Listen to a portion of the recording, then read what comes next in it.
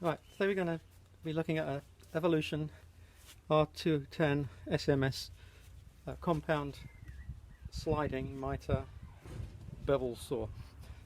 It's got a universal blade which will cut metal, plastic, wood with nails in. It's my first real test of it. I'll just make one cut in a 3/4 inch bar, mild steel bar. So I'll just make a couple more cuts.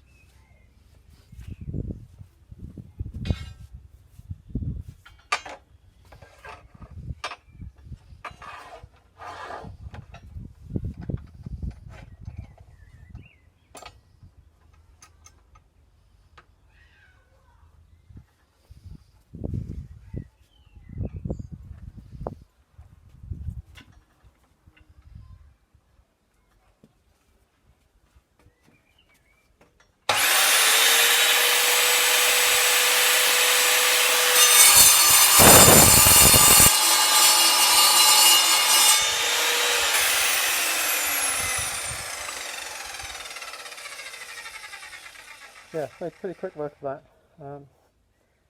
Yeah, I think that's cutting well. That's a 3/4 inch mild steel bar.